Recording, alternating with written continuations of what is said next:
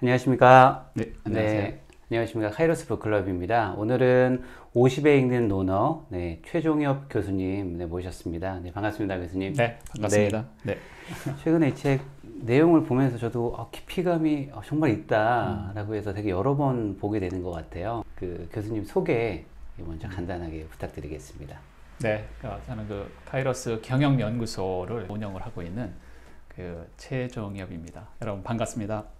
우선 논어란 책이 지금 그 나온 지가 2500년이 지난 책이잖아요. 그렇죠. 네.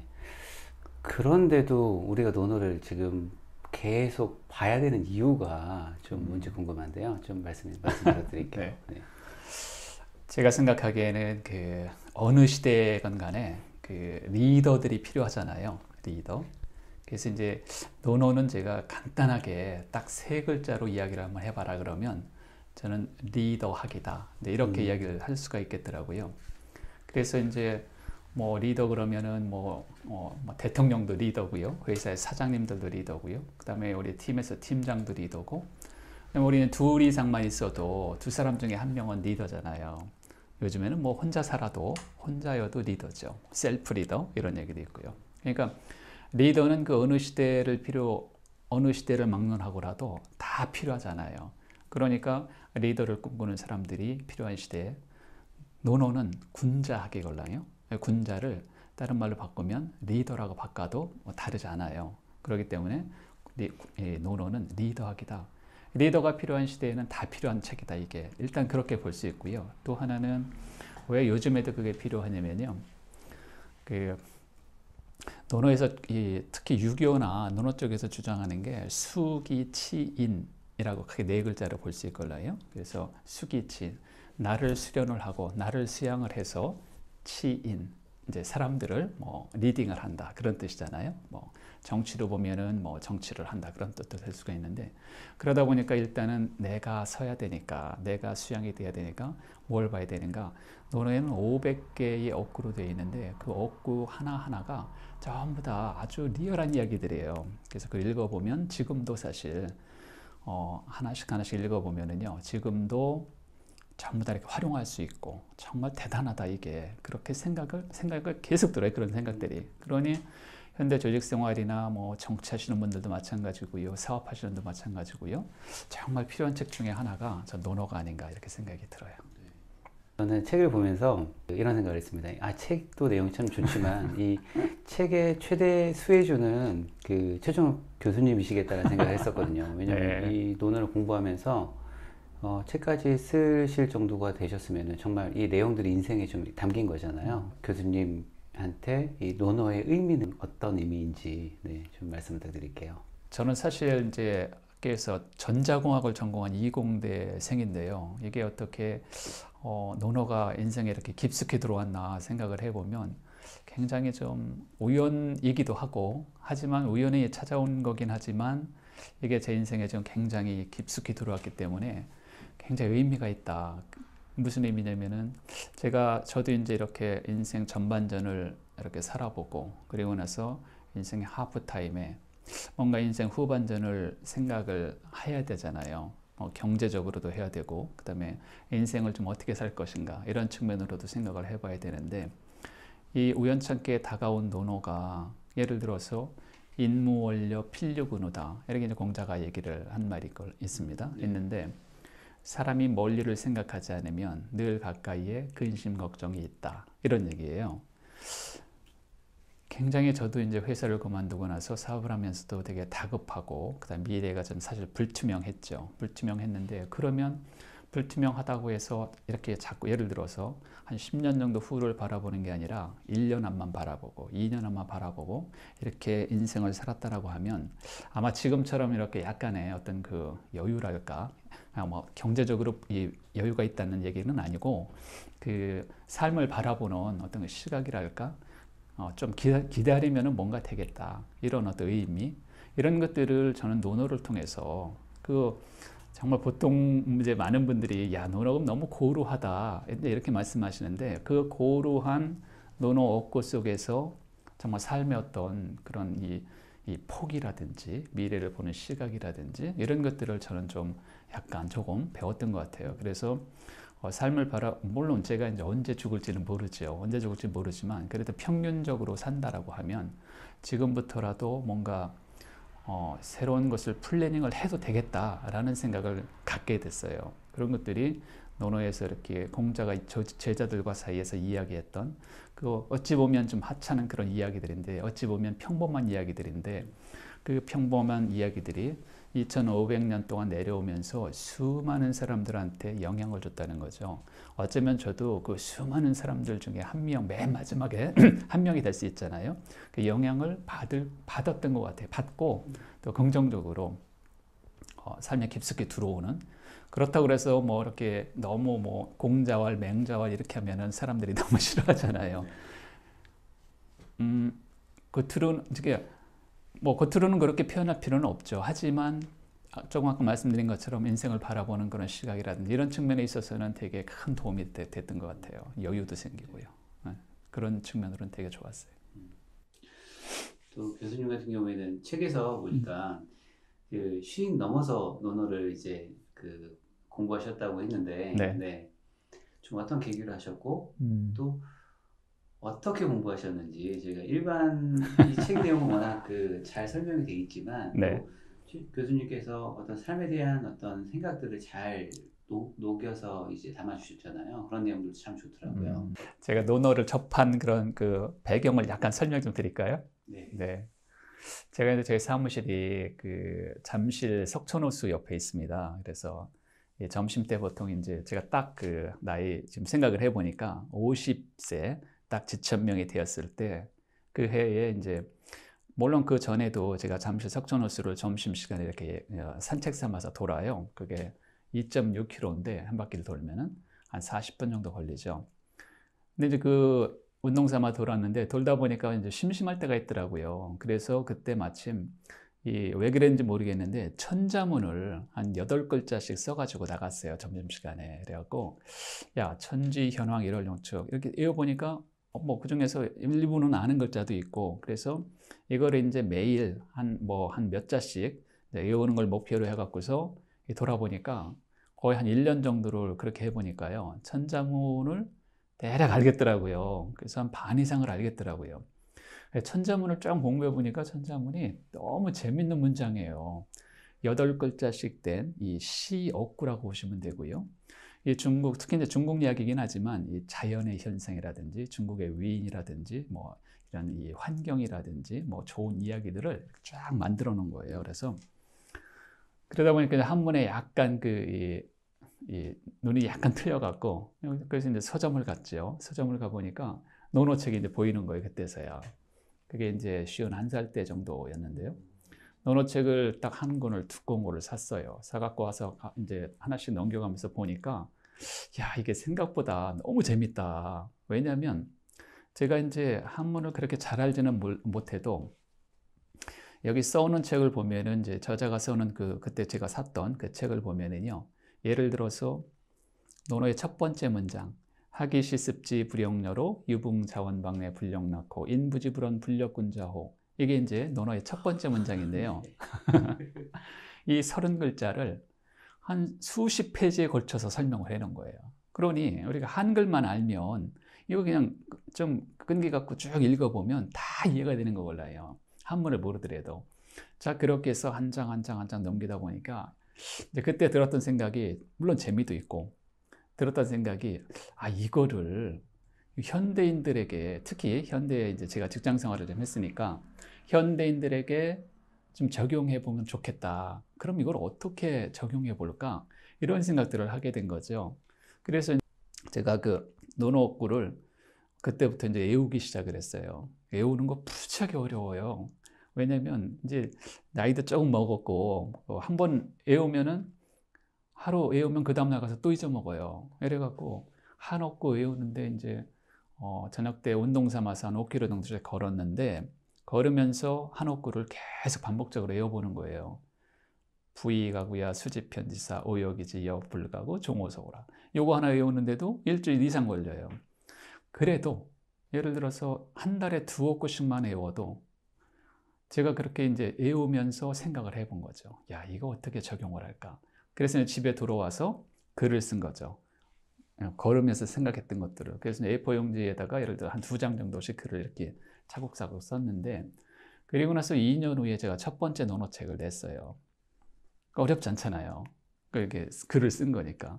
그래서 30개의 어구를 가지고 첫 번째 논어책을 쓰게 된 거죠. 그래서 제가 이제 그리고 나서 그 이후부터는 계속 조금 더 확장해보고 그걸 가지고 강의를 해보고 이러다 보니까 이제 조금씩 확장이 된 거죠. 깊이도 좀 들어갔던 거고요. 그렇게 이제 전 논어 시작을 좀 했던 것 같습니다. 네. 50회 읽는 논어 이 책을 쓰시면서 좀 어떤 메시지를 좀 담고 싶으셨는지 그 점도 궁금합니다. 네. 지금 만약에 나이가 55세라 치더라도 잘 한번 보세요. 55세라고 하는 것은 30세와 80세에 딱 중앙에 걸려요. 자, 그러니까 30세부터 25년 동안 열심히 사람들이 일을 하잖아요. 인생 전반전에. 이 기간이 얼마나 깁니까? 그래서 이제 인생의 하프타임 55세가 되는데 55세 딱 되고 보니까 사람들이 어떻게 느끼냐면, 물론 저도 그런 느낌을 많이 받았습니다만, 너무 좀 허무하다. 내가 이렇게 살려고 아등바등 열심히 살았던 것인가. 그럼에도 불구하고 뭐 정말 집 같은 집 장만하기도 어렵고요. 그 다음에 아이들은 다 커나가고, 그런데 뭐 집안에서도 사실 어찌 보면 좀 외톨이가 되는 것 느낌도 들고, 사회적으로도 또한 그렇고, 또 퇴직을 하게 되면 또 사회적으로 더 그렇잖아요. 이래서 이제 많은 사람들이 공허하다, 좀 힘들다라고 느끼는 나이가 저는 55세 정도라고 생각해요. 그런데 55세부터 80세까지가 또 25년 동안 시간이 있잖아요. 우리가 30살부터 그 왔던 그만큼의 시간이 또 있는 거잖아요. 그러니 절대로 이게 50대 지천명이라는 나이는 이게 공허한 나이일 수도 있겠지만 이게 그렇게 허무한 나이가 아니다. 이게 계획을 완전히 포기할 만큼 그렇게 힘든 나이도 아니다, 이게. 그래서 앞으로 아까 제가 잠깐 말씀드렸습니다만 인모올려 필류군이라고요. 멀리를 생각하지 않으면 늘 가까이에 근심 걱정이 있다라고 그랬잖아요. 자, 그러면 55세에 어떻게 할 것인가? 좀 한번 멀리 보자. 왜? 우리에게는 시간이, 옛날 사람들에게는 주어지지 않았던 그 시간이 또 25년이 남아있잖아요. 그러니까 오케이, 된다, 이게. 할 수 있겠다. 왜? 지금 예를 들어서 이런 거 있잖아요. 우리가 만약에 25세, 30세 때 많은 젊은이들이 이제 취업을 하고 직장을 가지고 일을 시작을 하는데, 가만히 보면은요, 과연 그분들이 정말 본인이 원했던 일들을 하는 것인가? 그거는 많은 대다수의 사람들이 아니라고 생각해요. 어찌 하다 보니까 제가 그 전공을 선택했던 거고요. 어찌 하다 보니까 열심히 하다 보니까 그 회사를 들어갔고, 거기서 또 열심히 하다 보니까 사원대리 과장 부장까지 되는 거잖아요. 그리고 나서 나이가 이제 50이 되는 거잖아요. 그런데 55세, 예를 들어서 50대 지천명에 생각해 보면은요, 이제는 내가 선택할 수 있을 여유가 좀 있다는 거예요. 인생으로 봐서. 왜? 한 50년 살아봤잖아요. 그러니까 지금도 만약에 누가 시키는 것만 한다라고 하면, 누가 시키는 것만 그게 정말 좋은 걸로 생각하고 그걸 따라간다라고 하면 언제 내 인생을 살아볼 것이냐, 이런 의문점을 갖게 되잖아요. 그러니까 55세 이 정도면 이제 예를 들어서 경제적으로 혹시 약간 좀 부유하진 않다 치더라도 마음적으로는 조금 과거 20년 전보다는 다를 것이다. 그래서 여기서 진짜 인생다운, 정말 삶다운 것을 다시 한번 찾아가 볼 수 있는 그런 플래닝을 할 때다, 나는. 라고 생각을 좀 하게 된 거죠. 그런 의미에서 50들이 만약에 이제 꼭 이 책이 아니더라도 지금 2500년 이상이나 수많은 리더들한테 영향을 주었던 이 좋은 논어의 어구 속에서 정말 이 삶이 힘들 때 어떤 바탕으로 좀 잡아줄 만한 그런 그 초석이 될 만한 것들을 많이 끄집어낼 수 있겠더라고요. 그래서 힘들 때 그 어구를 생각해 가면서, 물론 그 어구를 생각한다라고 해서 힘든 것들이 풀리진 않지만 내가 버텨낼 수 있는 힘은 될 수 있겠다, 이게. 다 잡을 수 있겠다. 그런 의미에서 좀 글을 써보자라고 해서 이번에 책을 내게 됐습니다. 네. 저는 우선 교수님께서 이제 논어를 읽기 전과 읽은 후에 생각의 차이의 변화가 분명히 행동의 변화를 만들어냈고, 네. 그게 이제 지금의 모습이시잖아요. 네. 그래서 논어에서 나는 삶이 이렇게 좀 바뀌었다라고 하는 부분이 좀 있으실까요? 사람들이 근데 이것도 다 바뀌었다고 보기는 어렵고요. 공자가 이야기하는 것은 특히 논어에서 이야기하는 큰 몇 가지 줄기가 있는데 그 줄기 중에 하나가 뭐냐면요. 배움이라는 거 몰라요? 배움. 그래서 이제 논어의 첫 번째 문장도 학이 시습지 불영녀로 배우고 때때로 익히면 이 또한 기쁘지 아니한가 이거 몰라요? 그래서 배움이라는 것인데 저는 제가 이제 45세 회사를 그만뒀어요. 이제 한 20년 다니고 이제 명예퇴직을 했어요. 명예퇴직을 할 때 생각은 이제 이제 다닐 만큼 다녔다. 그리고 뭐 좋은 회사에서 다녔으니까 뭐 밖에 나가도 좋겠지라고 생각을 했지만 막상 나와 보니까 너무 어려운 거예요, 그게요. 왜 어려운가 가만히 봤더니 제가 잘하는 것이 없었어요. 회사 안에서는 제가 부장이니까 차장이니까 그냥 그 격에 맞게 그냥 앉아 있으면 되잖아요. 근데 밖에 나와 보면 내가 차장인지 뭐 부장인지 누가 알아줄 거예요. 근데 나의 강점이 없으니까 해먹고 살 만한 게 없는 거예요. 그래서 아주 크게 깨달았던 게, 야, 강점을 강화해야 되겠다. 자, 그러면 강점을 어떻게 선택하느냐? 이것도 문제지요. 물론 이런 문제들은 뭐 제가 이제 다른 책에서 다 이렇게 설명을 해 놓은 부분들이 많이 있는데, 강점을 선택하기, 강점을 강화시키기.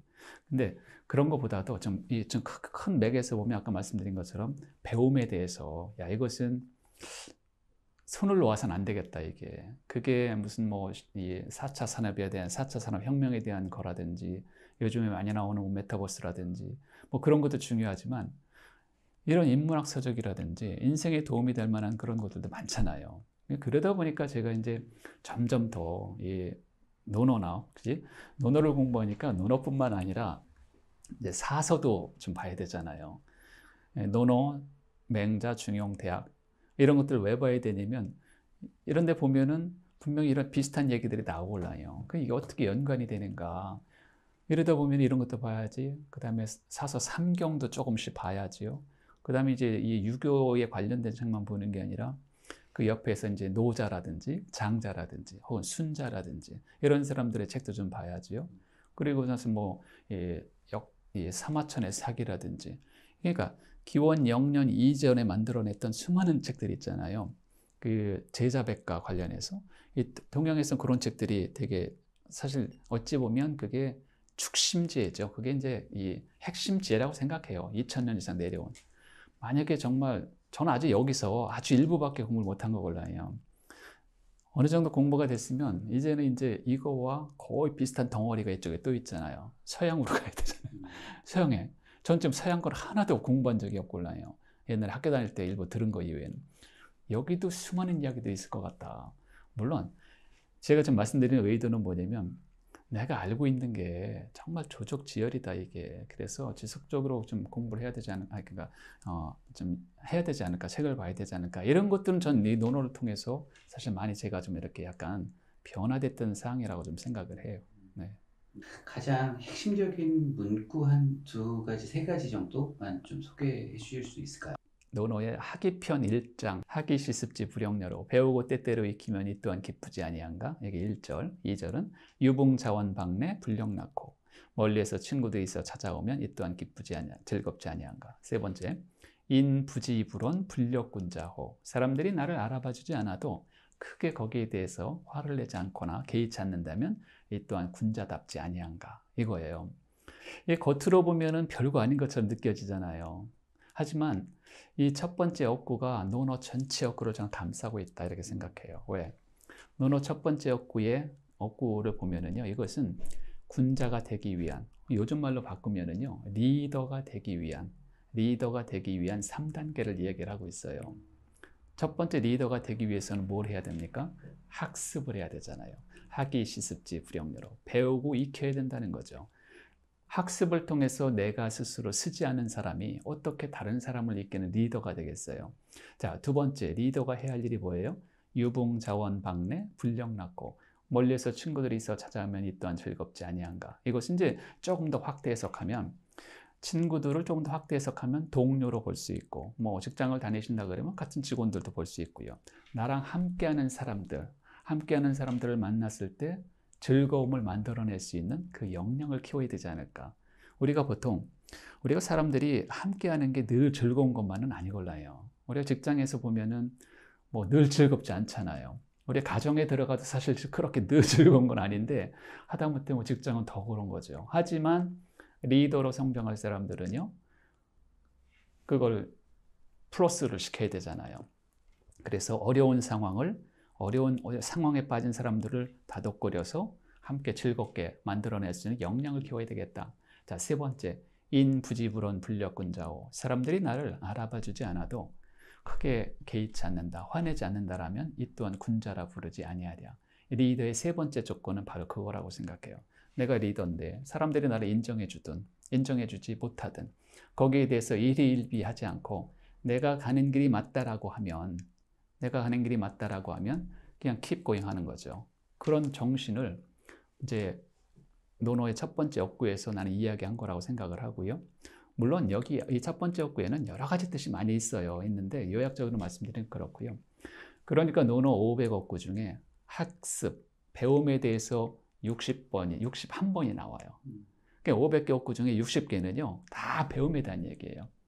그 다음에 이제 맨 마지막 문장, 인부지불언 불력근자오. 사람들의 마음, 사람들의 관계. 두 번째 문장들, 두 번째 문장과 세 번째 문장. 그 관계라든지 이 마음 씀씀이 이런 거 있잖아요. 어지린자 있죠. 이런 것들이 이제 특히 어지린자 같은 경우는 한 100번 이상이 나오고요. 그 다음에 이제 맨 마지막에 나오는 군자라는 말이 노노에는 107번이 나와요. 그러니까 지금 쭉 말씀드렸잖아요. 60번, 80번, 100번. 이게 다 500개 안에 들어있는 거예요. 그러니까 노노에서 이야기하고자 하는 것은 배움과 그 다음에 관계와 그 다음에 군자, 리더에 대한 이야기다. 그러니 현대인들 중에서 리더가 되고 싶지 않은 사람이 얼마나 되겠어요? 다 리더가, 뭐 가정에서도 리더가 필요하죠. 어떤 뭐 모임에서도 필요하죠. 조직에서도 필요하고 국가에서도 필요하죠. 그러니까 리더를 꿈꾸는 사람들은 정말 노노책을 빼놓고서 다른 거를 공부한다? 많은 마이너스라고 생각해요, 사실은요. 이 논어를 쓴 또 공자도 시대적 상황이 있었을 거고 그 어려운 시대적 상황을 그렇지. 본인도 겪어내면서 이렇게 훌륭한 글을 남겼는데 우선 논어의 좀 탄생 배경, 논어는 왜 이제 어떤 생각에서 태어나게 됐는지 네. 그 내용도 좀 같이 말씀 부탁드릴게요. 네.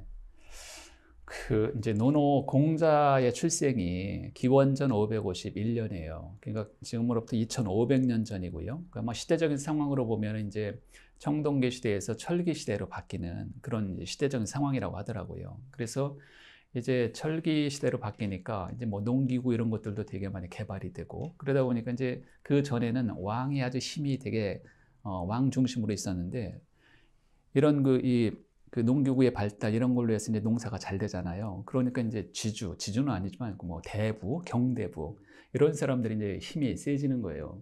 그래서 처음에는 그 춘추 시대라는 게 원래는 주나라 한 나라였어요. 근데 이거를 이제 주문왕 무왕이 나눠준 거예요. 이 봉토로, 그러니까 봉건국이죠. 나눠줘서 한 100개 정도 이상의 나라로 갈렸는데 거기서 이제 살만 하니까 이게 계속 치고받고 하는 거예요. 그러니까 춘추 시대 얼마나 그 격변의 시대 싸움이 치열했어요. 근데 결국은 춘추 5패 5개의 나라로 이렇게 되면서 밑에 약소국들이 이렇게 있었던 건데 이건 무슨 말씀이냐면 공자가 살았던 그 시대는요 굉장한 격변의 시대였다. 그리고 전쟁이 무지하게 많았던 시대였다.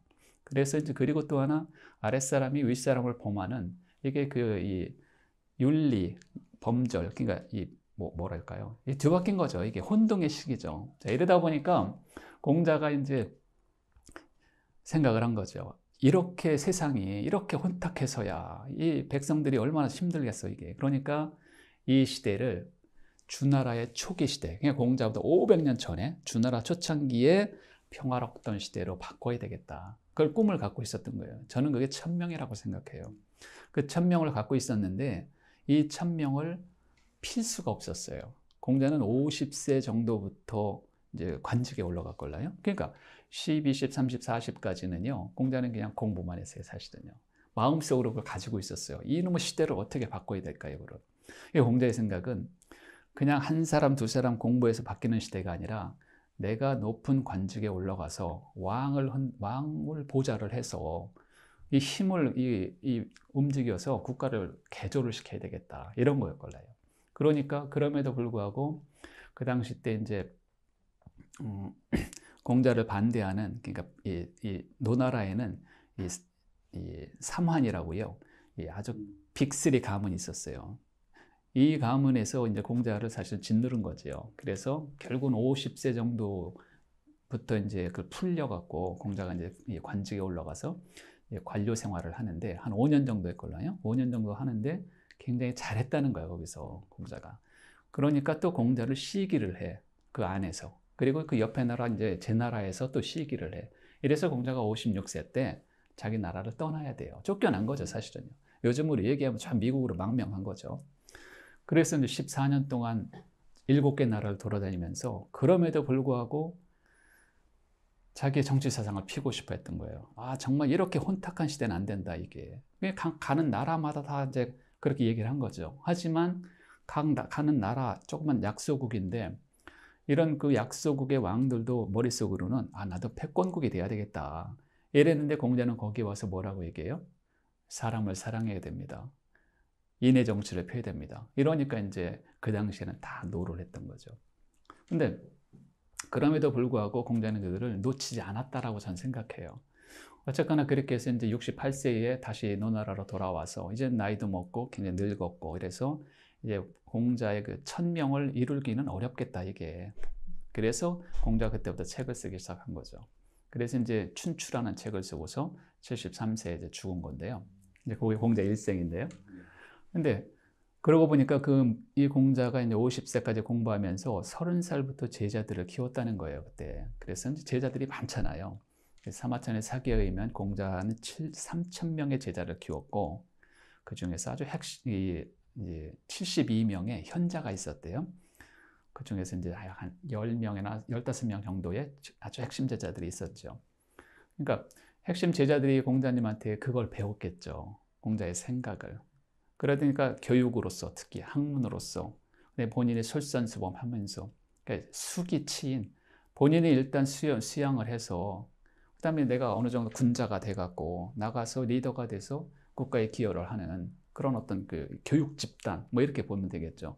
그래서 그 제자들이 사실은 이제 공자의 좋은 어록들을 기록을 해뒀다가 공자가 죽고 나서 뭐 정확히 몇 년인지 모르지만 수십 년 후에 이제 그 당시에는 종이가 없었어요. 종이는 이제 언제 만들어졌냐면 공자가 죽고 나서부터 한 400년 후쯤에서 만들어졌어요. 종이가 없으니까 어디다가 글을 써요? 대나무, 죽간, 나무, 목간, 뭐 이런 옷 같은 데다가 쓰죠. 그래서 그걸 다 가지고 와서 이제 뭔가 이렇게 이제 그 공자가 말씀하신, 스승님이 말씀하신 내용들을 이렇게 이제 딱 뭐 정렬을 해놨겠죠. 그러면서 이건 잊어먹으면 안 되니까. 그래서 이거를 이제 책으로 만들었겠죠. 이 책 속에는 아마 공자의 그런 뜻이 이 책 속에 다 들어있지 않았을까라고 생각이 들고요. 정말 다행스러운 것은 그 제자들이 이 공자의 말을 각색을 하지 않았던 것 같아요. 예, 보통 이제 우리 선생님이 얘기했던 거를 제자들이 뭐 자기가 만약에 자기 처지에 의해서 약간 좀 바꿨을 수도 있잖아요. 근데 옛날이라 그런지 이 내용으로 봐서는 이 공자의 말을 이렇게 뭐 다르게 쓴 것 같지는 않아요. 그러니까 논어에는 아주 리얼한 말들이 많이 나오는 거죠. 그게 진짜 보석 같은 거라고 저는 생각해요. 각색되지 않은 것. 보통 이제 위인이 되면, 성인이 되면 많이 각색을 하잖아요. 물론 논어 이외에 이제 그 이후에 많은 학자들이 쓴 책을 보면 굉장히 공자를 이제 성인화를 시키는 거죠, 사실은요. 그러면서 물론 그런 책들도 의미가 있지만 논어는 특히 그런 측면으로 보면 논어의 오백업구는 굉장히 정말 독특한 책이다. 저는 이제 그렇게 생각이 좀 들어요. 책에는 50개의 업구가 담겨 있잖아요. 네. 네. 그래서 그 부분에 대해서도 어떤 문구를 선정하실지 좀 고민 많으셨을 것 같은데 어떤 기준으로 좀 책을 쓰게 되셨는지. 연 42 견호원 기종나이다. 네, 이렇게 얘기해요. 연, 나이가 40. 나이 40이 되었을 때 다른 사람들로부터 싫은 소리, 욕을 먹는다면, 욕 먹는 사람이라면, 다른 사람들이 미워한다면 그 인생은 이제 보나마나다. 끝이다. 이제 이렇게 얘기해요. 자, 이 욕구가 있는데 이거를 이제 저는 어떻게 생각을 했냐면, 오케이, 이거 되게 좀 의미 있다. 나이가 40, 뭐 옛날은 40이지만 요즘은 이제 한 50 정도 했겠죠. 옛날 사람들 좀 오래 사니까. 저는 그래서 0.8을 한번 해본 건데요. 50세면 5, 8은 40, 옛날 40이랑 맞잖아요. 그러니까 한 50세 정도가 됐을 때 다른 사람들로부터 뭔가 이렇게 좀 욕을 먹는다? 왜 욕을 먹어요? 사람이 부정적이니까 뭐 사람들만 보면 욕이나 하고요. 말만 열었다면 부정적인 언사 쓰고요. 자기는 안 하면서 막 말만 하고. 이런 사람도 사실 욕먹는 사람이잖아요. 공자가 뭐라고 얘기했어요? 나이 40이 되도록 그 습성을 고치지 못하면 그건 더 이상 볼 게 없다. 이렇게 얘기했걸라요. 자, 그러니까 우리도 마찬가지죠. 나이 40, 50 정도에 그거를 고쳐? 근데 이제 저는 거기서 하나를 더 이제 아마 이렇게 말씀을 드렸어요. 뭐냐면, 나이 50이 됐음에도 불구하고, 사람들로부터 잘한다는 이야기를 듣지 못하면, 뭔가 이렇게 강점을 갖고 있지 못하면, 그것은 정말 힘들다, 살아나가기가. 이렇게도 볼 수 있잖아요. 그러니까 그것은 이런 거죠. 제가 이제 나이 45세에 회사를 나와보니까, 정말 힘들더라고요. 먹고 사는 게. 그렇다는 얘기는 내 강점이 없었다라는 거잖아요. 그러니까 이것은 다른 사람에게 욕먹는 게 아니라 제 스스로한테 밤에 불 꺼놓고 가만히 생각해 보면, 야, 내가 여지껏 뭐 했을까? 20년을 직장 생활했는데 이것도 하나 못했을까? 스스로 욕을 먹고 있잖아요. 이러면 정말 이거 한번 생각해 볼 문제다, 이게. 라는 억구라든지 그런 것들 제가 생각해서 이제 구성을 좀 나누어서 좀 해놓은 거고요. 맨 마지막에 어떤 용기라든지 이런 거 보면은 힘든 사람들한테도 이제 좀 복돋아 줄 수 있는 그런 그 좋은 억구들이 많이 있어서 이제 그렇게 분류를 좀 해본 거죠. 이 책을 봐야 될 사람은 정작 보지 않고 이제는 덜 봐도 되는 사람들이 항상 더 많은 책을 보잖아요. 일반적으로 그러신 것 네, 같아요. 네. 그래서 이 책을 보면서도 이 책 너무 좋은 문구들 많은데 과연 누가 볼까라는 생각도 많이 했었어요. 네. 그래서 저는 교수님께서 쓰실 때 대상을 우선 50이란 문구가 그러니까 책에 이제 50이 있지만 그래도 저는 개의치 않다고 생각했거든요. 네. 근데 저는 30대, 40대도 다 봐야 된다고 좀 생각을 했었고 저도 40대인데 되게 좋은 내용들이 너무 네, 많았었거든요. 좀 어떤 사람이 봤으면 좋겠다라고 좀 음. 생각하시는 부분이 있으실까요? 꼭 50이 아니더라도 저는 괜찮다라고 생각하고요. 그래도 저는 50이라는 타겟을 좀 달았기 때문에 50에게는 제가 약간의 어떤 그 위안이랄까, 약간 희망이랄까, 아직 괜찮다, 아직 시간이 남아있다, 우리에게도. 이런 것들을 좀 드리기 위해서 사실 쓴 거고요. 40이 만약에 읽는다 그러면 정말 40대가 이 책을 읽어야 할 시기다. 왜냐하면 50이 되면 너무 늦어진다, 이게. 왜? 아무 준비 없이 50이 돼서 딱 나오잖아요. 그럼 그때부터 준비하려면 얼마나 힘들어요. 하지만 40대 많은 아직 이제 끝나지 않으신 직장인들이라고 하면 한 5년 정도만 체계적으로 뭔가 이렇게 준비를 하신다라고 하면 정말 좋은 준비를 할 수 있는 거 몰라요. 가장 좋은 것은요, 자기가 하고 있는 업무 중에서 뭔가 강점을 선택하고요. 뭔가 그걸 좀 체계적으로 만들어서 쉽게 말씀드려 볼게요. 제가 만약에 회사에서 인사 업무를 하고 있다. 그러면 지금 내가 나이가 45다. 45세다. 그러면 50세에 퇴직을 한다라고 가정을 했을 때 이제 5년 남았잖아요. 그러면 인사 쪽에서 뭐 부장이든가 임원이든가 할 거 아니에요? 그러면 퇴직을 하시는 50세가 됐을 때 인사에 관련된 책을 한 권 써갖고 나오세요. 이렇게 목표를 드릴 수 있는 거죠. 그러면 책이라는 것은 사실은 뭐 남들이 써놓은 책은 쉬운 것 같아도 본인이 쓰기에는 되게 어렵잖아요. 그리고 내가 정말 인사를 20년을 했다 치더라도 잘 알고 있을 거라고 생각은 하는데 정작 이거를 글로 쓰려고 하면은요, 내가 모르는 사항들이 많이 발생해요. 그러면 내가 만약에 45세라 치더라도요, 인사에 대한 새로운 책을 10권 정도를 읽어야 돼요. 그러면 나의 경험과 10권의 새로운 인사 지식과 이게 이제 믹스가 되잖아요. 그러면 충분히 한 권의 책을 퇴직하시기 전에 써갖고 나올 수 있는 거잖아요. 자, 그러면 그냥 맨손으로 이렇게 퇴직하신 분과 나의 콘텐츠를 가지고 50세에 퇴직하신 분은요, 스타트가 달라지는 거죠. 거기서부터 뭔가 달라지는 거죠. 크게 달라지는 거죠. 그러니 지금 만약에 40세라면 너무 좋다 이게 논어를 공부하기가. 지금 30세잖아요. 그분은 너무 좋은 거죠 사실은요. 왜? 시간이 충분하니까 이제 뭔가 이렇게 많이 해봐도 이것저것 좀 마음에 그렇게 안 든다 치더라도 경험 삼아서 해봐도 시간이 돼요. 뭐 30대 한 10년 정도 어떤 일을 하면 어떻겠어요? 40부터 뭔가 이렇게 목표 세워서 이 줄기를 잡아서 해도 충분한 시간이 되는데, 그러니 30이라면 너무 좋은 거죠. 만약에 60이 읽는다? 60이 읽어도 좀 괜찮다라고 생각해요. 왜냐면 60에 읽어도 앞으로 시간이 많이 남아있잖아요. 똑같이 10년이 20년이 남아있어도요, 20년을 어떻게 쓰는가에 따라서 인생은 달라지는 거잖아요. 물론 그거를 저희가 이렇게 픽스를 할 수는 없지만, 그래도 논어가 좋은 게 그거라니까요. 읽어보면 60에 읽어도요, 정말 감탄스러운, 감동스러운 명구들이 나와요. 더 좋은 게 뭐냐면 60년의 인생이 있잖아요. 60년의 인생을 논어 어구에다가 믹스를 시키는 거죠. 그럼 거기에 새로운 의미가 발생을 하게 되죠. 그럼 그거 믿고서 한번 해보는 거죠. 어차피 시간은 가게 돼 있어요. 이대로 살아도 되고요, 저래도 살아도 돼요. 어차피 나중에 다 죽으면은 그렇게 되는 거지만, 그래도 뭔가 이렇게 사는 동안 더 의미 있고요, 좀 더 행복 느끼고요, 이렇게 살면은 훨씬 좋은 거죠. 그게 그 바탕에 꼭 논어가 아니더라도 이런 것들이 인문학이 약간 바탕이 되면은 훨씬 플러스가 될 거라고 생각해요. 네. 네. 그 30대든 이제 60대든 논어를 공부하고 싶은 마음은 좀 클 것 같아요. 네, 근데 저도 이 책이 좋았던 거는 되게 내용들 핵심 얻고, 그 다음에 이제 해설을 쭉 써주셔서 내용들이 되게 좋았는데, 그래도 좀 더 논어를 깊이 있게 공부하고 싶다라고 하면 좀 어떤 공부법이 좀 있지 않을까 생각이 들어요.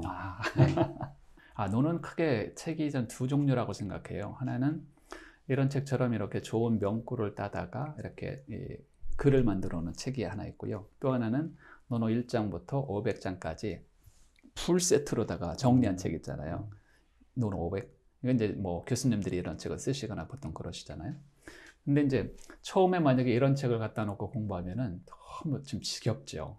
이건 응용이 안 돼 있어요. 원리 원칙대로 써놨걸라요. 특히 예를 들어서 송나라 때 이제 주희라는 분이, 주자가 논어 집주라는 책을 썼는데요. 그게 무슨 얘기냐면, 송나라 때 가만히 보니까 논어라는 책이 굉장히 좋은 책이 있는데 이거를 송나라 때 송나라의 그 백성들한테 읽히려고 하는 거 몰라요? 읽히는데 공자가 하기시습지 불용료로 이렇게만 써놨단 말이에요. 그러면 송나라 백성들은 하기시습지 불용료로 이렇게만 읽으면 이해가 안 된단 말이에요. 이러니까 이제 주자가, 야, 하기시습지 불용료로는 이런 얘기다라고 써놓은 게 논어집주예요. 논어집주를 이렇게 이제 편리하게 써놓으니까 사람들이 논어집주를 보는 거죠. 특히 조선시대 같은 경우는 논어책보다는 논어집주를 훨씬 중요하게 생각했다는 거예요. 그게. 그렇다는 얘기 뭐냐면, 이렇게 논어 500개 문장을 그냥 이렇게 건조하게 읽으면 너무 재미없어요. 이해도 잘 안 되고. 그러니까 이제 처음에 공부를 하시는 분들은 제가 아까 말씀드렸던 논어 어구를 활용해서 좀 쉽게 써는 책들 있잖아요. 논어 어구 30개, 40개 정도 활용해 갖고서 이 단행본으로 된 책들을 이제 한번 읽어보시면, 논어가 이렇게 응용되는구나 라고 하면서 이제 거기서 한 단계 만약에 더 궁금해진다 이러면, 그래, 그러면 공자가 얘기했던 사항들을 전체적으로 한번 보면 좋겠다, 이러면 이제 이 책을 사는 거죠. 그래서 500개를 쫙 읽어보는데, 이거 읽어보는데 좀 인내력이 필요하잖아요. 그리고 또 이제 다 재미있는 게 아니걸라요. 그래서 그래도 500개 중에 쭉 읽어보면 마음에 오는 것들 많이 있어요. 잡아낼 수 있어요. 그러면 이제 논어에 빠지기 시작하는 거예요. 이제. 근데 논어에 굳이 빠질 필요가 일반적으로 있는 건 아닌데, 근데 하다 보면 재밌으니까 이제 빠지게 되는 거죠. 이렇게 이제 두 종류로 볼 수 있고요. 또 하나 이제 논어를 좀 쉽게 그러니까 가까이 할 수 있는 것은 뭐냐면, 전 이렇게 생각해요. 우리가 논어가 500어구지만 그게 다 필요한 게 아니에요. 예를 들어서 딱 10개만 10개의 논어 명구만 한번 외우신다라고 생각해 보세요. 느낌이 어떨까? 내가 논어 어구 10개에 대해서는 달달달달 외울 수 있다. 그리고 그 어구에 대해서 충분하게 설명할 수 있다. 그리고 한 단계 더 나가서 쓸 수도 있다. 한 10개 정도는 한번 도전해 볼 만하잖아요. 논어는요, 가장 간단한 어구가 4글자예요. 하나 알려드릴까요? 군자불기라는 거예요. 군자불기. 자왈 군자불기. 공자가 말했다. 군자는 그릇이 아니다. 끝. 그런데요, 군자불기라는 뜻은 너무 좋은 뜻이에요. 군자는 그 쓰임새가 한정된 그릇과 같은 존재가 아니다. 리더는요, 그 쓰임새가 한정된 사람이 아니라는 거예요. 3년 전의 모습과 오늘의 모습이 똑같다면 그건 군자가 아니라는 거예요. 리더가 아니라는 거예요. 더 심하게 말씀드려서 1년 전의 모습과 오늘의 모습이 똑같다면 그 사람은 리더가 아니라는 거예요. 물론 우리가 하고 있는 일이 직업이 똑같기 때문에 3년 전이나 1년 전이나 하는 일은 똑같죠. 그렇지만 여기서 이야기하는 게 뭘까? 그것은 이런 거죠. 3년 전보다는 무엇인가 발전돼 있어야지. 1년 전보다는 무엇인가 변화돼 있어야지. 그렇게 발전하고 변화하려고 노력하는 사람이 군자고 그런 사람이 리더가 아니겠는가? 이렇게 해석하면 어때요? 그러면 어디 가서 말씀하실 때 군자불기 딱 4글자만 가지고서도 충분히 이야기할 수 있는 거잖아요. 그러면 제가 지금요, 보통 2시간 강의를 하면 한 10문장을 얘기하고 올라요. 10문장 제가 1초도 쉬지 않고 이야기를 쫙 해도 10문장밖에 못해요. 그러면 된 거잖아요. 보통 분들이 10문장만 알고 있으면 굉장히 도움 많이 받으실 거예요. 나한테 스스로에게도, 또한 집에서 아이들한테도, 직장에서 부하 사원들한테도, 친구들한테도, 뭐 술자석에서도 해도 되고요. 뭐 논어 좀 쓴다고 뭐 크게 나쁜 건 아니잖아요. 그러니까 그렇게 되면은 논어의 어구 하나하나가 이게 살아있다, 이건 옛날 말이 아니라 지금 말이다 라고 생각이 들면은 재밌어지죠. 그러다가 이제 1개, 2개, 3개, 4개 더 이렇게 습득하게 되면 이제 결국은 논어랑 매우 친해지게 되죠.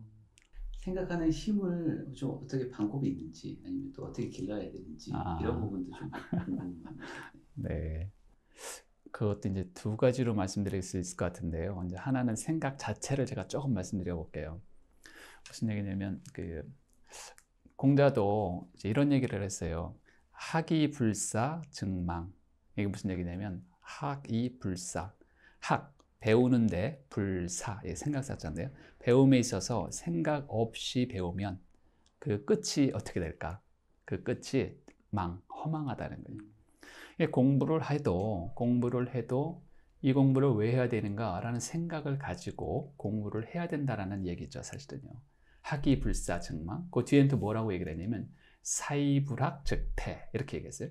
그렇다고 해서 사이불학, 배우지 않고 생각만 하면 그 끝이 어떤가? 위태롭다, 이렇게 얘기했어요. 그러니까 학습도 중요하고 생각도 중요하죠, 사실은요. 그래서 무엇인가 할 때는 목적이라든지 목표라든지 이런 것들이 좀 분명해야 되죠, 사실은요. 뭐 요즘도 마찬가지죠, 그런 것들은. 그렇게 해서 이제 학문을 시작을 해야 되고, 특히 더 성인들은, 50대를 포함해서 성인들은 무엇인가 할 때 그 목표가 불분명하면, 그건 뭐 성인학습 이론에서도 많이 나오잖아요. 아이들은 그냥 주입하면 되고, 하지만 어른들은 내가 하고자 하는 그것이 나한테 합당한가, 이게 왜 해야 되는가, 가 명확하지 않으면 뜬 공부가 되는 거죠, 사실은요. 그래서 이제 생각 측면에서는 첫 번째로 그렇게 말씀드릴 수가 있고요. 두 번째는 이제 생각의 방법이라든가 이런 것들은, 물론 이제 공자의 논어에서는 이제 그 방법적인 문제를 그렇게 많이 다룬 것 같지는 않더라고요. 방법이라기보다는 이제 행하라. 이 행자 많이 써요. 실천을 많이 써요. 예를 들어서 이런 거죠. 첫 번째 문장, 모든 게 첫 번째 문장에 다 키가 있어요. 학이 시습지 불영료로 했잖아요. 학이 시습, 배우고 때때로 익힌다. 익히는 것은 기쁘지 아니한가, 이거예요. 배운 것을 때때로 익힌다는 것은 되게 즐거운 일이다. 근데 해석은 그렇게 되는데, 자, 여기서 중요한 것은 학이 습이에요. 습은 이제 학은 배운다. 배운 것을 시습, 때때로 필요할 때마다 익힌다 이건데요. 물론 이게 익힐습자인데 익힐습자는 연습, 복습, 학습, 꾸준히 하는 것에 이제 방점이 찍힌 거예요. 자, 우리가 무엇인가 배우는 게 중요하느냐, 익히는 게 중요한 것인가? 라는 측면으로 보면 사실 두 개 다 중요하죠. 뭐 배워야 아니까. 하지만 경우에 따라서 익히는 게 훨씬 더 중요하다. 이 익힌다는 것 속에는 실천이 들어있다는 거예요. 실행이 들어있다는 거예요. 우리가 정말 많은 거, 열 가지를 배우는 거에 치중하고 한 가지도 실천하지 않으면 이게 배움이 온전한 게 아니잖아요. 아니, 머릿속에는 무지하게 많이 들어있는데 행동으로 안 나오면 그거 어떻게 해요? 안 되잖아요. 이러니까 배운 것이 10가지라면 시습, 필요에 따라서 예를 들어서 50대에 필요한 것, 40대에 필요한 것, 뭐 80대에 필요한 것, 우리가 예전에 다 100을 배웠다 치면 다 필요한 시기가 또 따로 있을 수 있어요. 더 필요한 시기가 있죠. 그 필요한 시기에 그것을 좀 확대해서 연습하고 복습하고 실천하고 다시 재학습하고 이렇게 한다는 것은 정말 인생에 있어서 정말 즐거운 일이다. 마음으로부터 끌어오르는 즐거움의 원천이 사실은 거기에 있지 않은가. 배우는 거에만 있는 게 아니라 실천에 있다 이게. 자, 그렇게 보니까 아까 이제 질문하셨던 게 답이 될지 모르겠는데요. 생각하는 방법이라든지 사유하는 방법이라든지 이런 측은 논어에서는 구체적으로는 이렇게 뭐 방법이 이렇다라고는 좀 좋은 어구가 잘 생각이 안 나요. 그거보다는 해라, 실천해라 이런 식으로 이런 거 있죠. 공자가 이제 제자를 가리킬 때 이렇게 가르쳤다는 거예요. 여기 책상이 하나 있어요. 있으면 책상 다리가 보통 4개잖아요. 제자들한테 이 하나의 책상 다리에 대해서 정확히 설명을 해줘요. 그리고 이제 됐지, 이제 가. 그리고 나서 제자가 돌아가서 스스로 3개의 책상 다리에 대해서 정확하게 습득하지 않고 다음번에 와서 이번엔 왼쪽 책상 다리를 또 물어봐, 이 사람이, 제자가. 이러면 대답조차 하지 않았다는 거예요. 그렇다는 얘기는 뭐냐면 한 가지를 알려주면 제자 스스로가 3가지를 알아야 된다. 그래서 자기 학습을 해야 되는 거죠.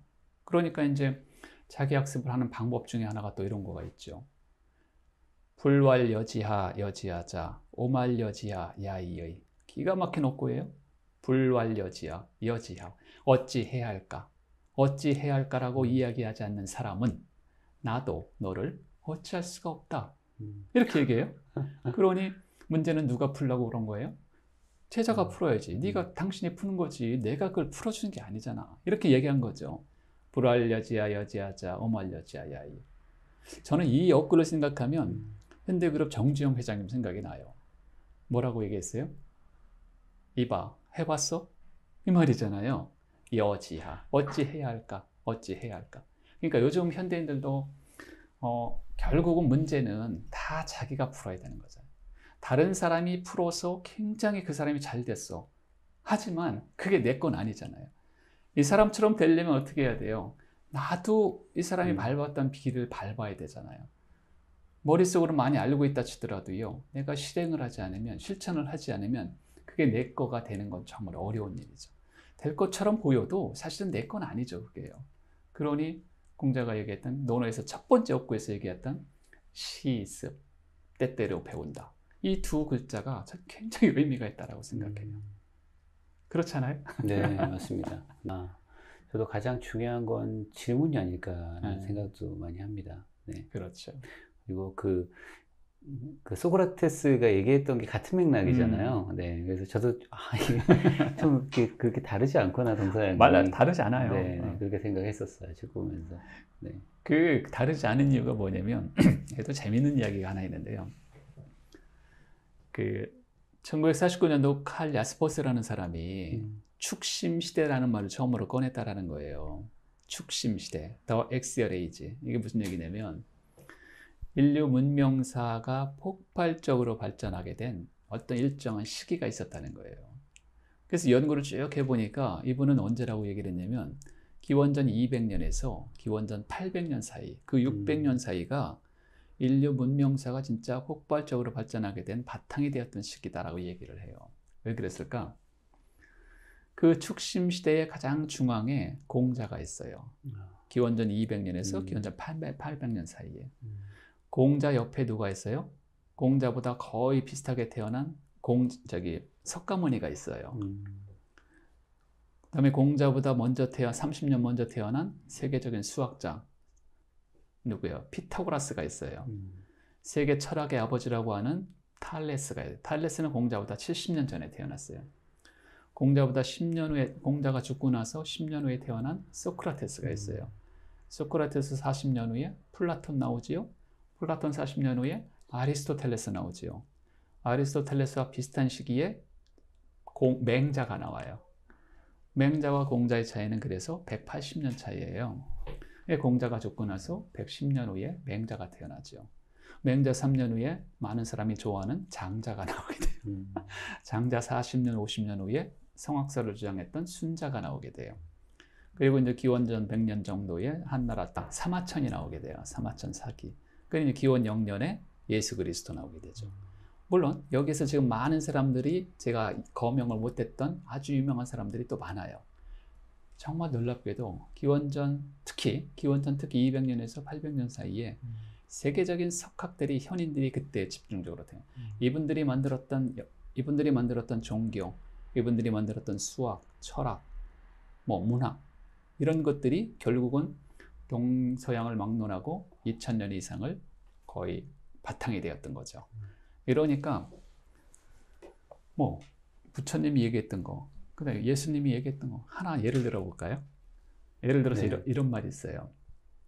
공자가 얘기했던 논어에서 얘기했고, 전 개인적으로 생각할 때 이 논어의 3대 명언 중에 하나라고 생각하는 명언이 하나 있어요. 이게 무슨 얘기냐면 기소불욕 물시어인이라는 말이 있어요. 기소불욕 물시어인. 이게 무슨 얘기냐면 내가 하고 싶지 않은 말을 다른 사람에게 시키지 마라. 이 말 많이 들어보셨죠? 이게 이제 공자가 한 말이에요. 기소불욕 물시어인. 근데 가만히 생각해 보면 이 말은 공자님만 하신 말씀이 아니에요. 예수님도 비슷한 말씀 하셨잖아요. 당신이 대접받고 싶은 대로 다른 사람을 대접해라. 거의 비슷한 말이 걸려요. 자, 이렇게 공자님은 예수님보다 500년 전 사람이고요. 공자는 중국 사람이고요. 예수님은 중동 사람이잖아요. 이렇게 그러니까 시간적으로도 500년 차이가 나고 공간적으로도 거기 만날 때가 아니지, 이게 공간적으로 봐도. 네.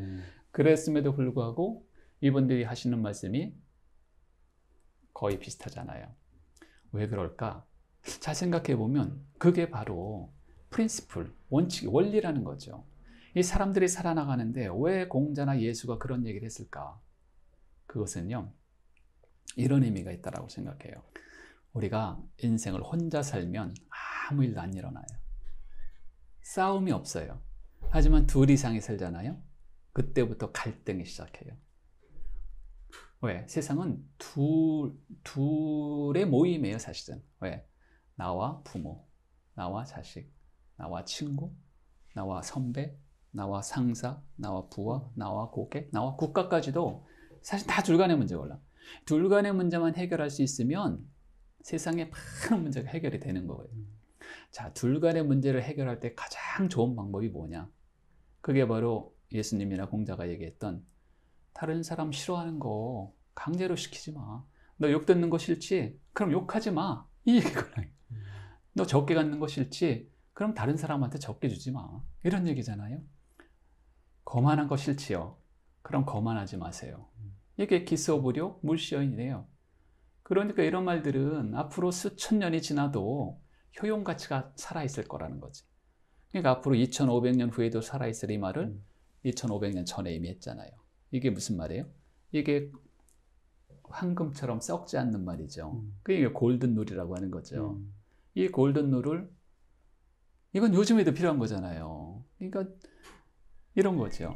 2500년 전에 공자가 그 춘추시대 때, 격변의 춘추시대 때 너무 사람들이 치고받고 싸우고 전쟁이고 이러니까 기소불욕 물시어인 하세요. 제발 좀 싸움 좀 하지 마세요. 너 싸움 싫어하지요? 왜 그렇게 싸움? 이런 얘기 한 거잖아.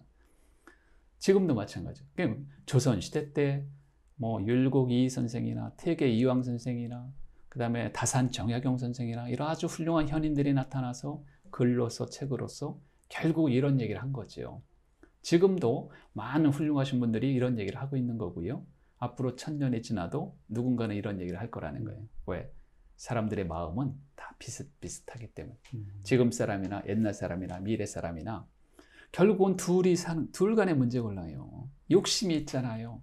욕심을 약간 줄여보고 한번 해보자는 건데 이게 그렇게 어려운 거죠, 사실은. 이것만 없으면, 이것만 해결되면 뭐 세상 진짜 훌륭한 세상 되는 거죠. 근데 그 근본에는 자기 이해도가 좀 필요하다는 생각을 좀 많이 합니다. 네. 보통 그 남을 잘 이해할 수 없는 사람들은 자기에 대한 이해도도 많이 떨어진다고 저는 생각이 들거든요. 그렇죠. 네. 그래서 그 공자가 얘기했던 것처럼 남이 나를 알아주는 게 아니라 스스로 내가 알아줄 수 있다면, 네. 저는 그게 좀 가장 좋지 않을까라는 생각을 좋죠. 했습니다. 네, 그래서 맞습니다. 그 기본적인 내용에는 나 자신이 좀 제대로 이해하는 것, 네, 이게 좀 많이 필요하지 않을까 좀 생각을 했었는데 그런 부분도 좀 그 논어에서 좀 다루고 있는지. 그럼요. 네, 그런 어구가 많아요. 많은데 이런 거 있잖아요. 그 옛날 사람들은 자기 자신에게서 뭔가를 찾았고 요즘 사람들은 다른 사람들을 통해서 뭔가 찾는다. 그런 어구도 논어에 있고요.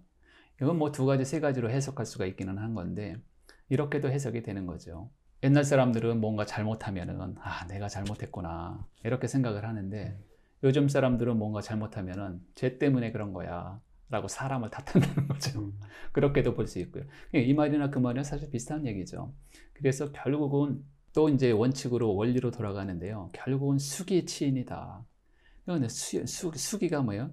내가 나를 닦는 거잖아요. 내가 먼저 스스로를 수양을 하고 내가 스스로 수양을 해서 리더가 되고 군자가 되고 그 다음에 다른 사람을 도와주든 다른 사람을 통치를 하든 이게 사실 어찌 보면 이제 유교에서 가장 기본적인 사상이 걸려요. 수기치인 사상이.